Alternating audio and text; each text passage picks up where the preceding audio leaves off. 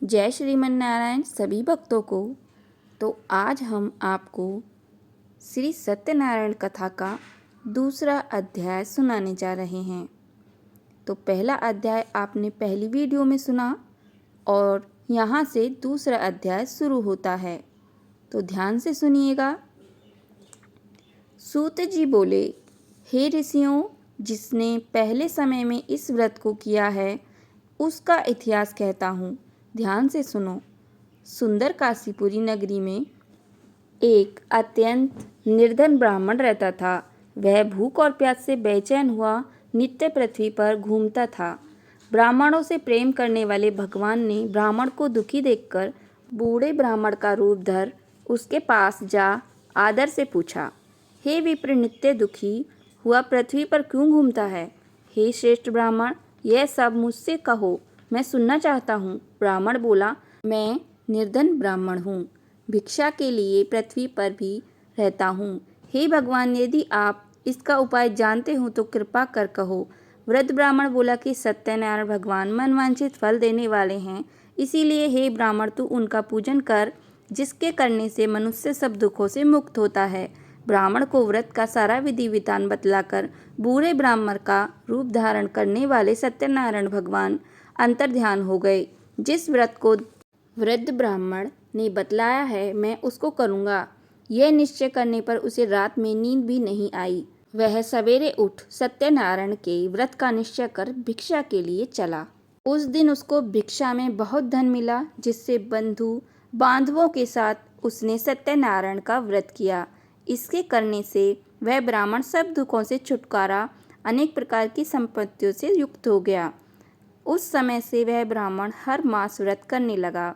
इस तरह सत्यनारायण भगवान के व्रत को जो करेगा वह पापों से छूटकर मोक्ष को प्राप्त होगा। आगे जो पृथ्वी पर सत्यनारायण का व्रत करेगा वह मनुष्य सब दुखों से छूट जाएगा। इस तरह नारद जी ने नारायण का कहा हुआ यह व्रत मैं तुमसे कहा। हे विप्रो, मैंने अब और क्या कहूँ? ऋषि बोले, हे मुनीश्वर, संसार में इस ब्राह्मण से सुनकर किस किसने इस व्रत को किया, हम यह सुनना चाहते हैं, इसीलिए हमारे मन में श्रद्धा है। सूत जी बोले, हे मुनियों, जिसने इस व्रत को किया है वह सब सुनो। एक समय था, ब्राह्मण धन और ऐश्वर्य से के अनुसार बंधु बांधवों के साथ व्रत करने को तैयार हुआ। उसी समय एक लकड़ी बेचने वाला बूढ़ा आदमी आया और बाहर लकड़ियों को रखकर ब्राह्मण के मकान में गया। प्यास से दुखी लकड़हारा उनको व्रत करते देख ब्राह्मण को नमस्कार कहने लगा कि आप यह क्या कर रहे हैं और इसके करने से क्या फल मिलता है, कृपा करके मुझसे कहो। ब्राह्मण ने कहा, सब मनोकामनाओं को पूरा करने वाला यह सत्यनारायण भगवान का व्रत है। इसकी ही कृपा से मेरे यहाँ धन धान्य आदि की वृद्धि हुई है। ब्राह्मण से इस व्रत के बारे में जानकर लक्कड़हारा बहुत प्रसन्न हुआ। चरणामृत ले प्रसाद खाने के बाद अपने घर को गया।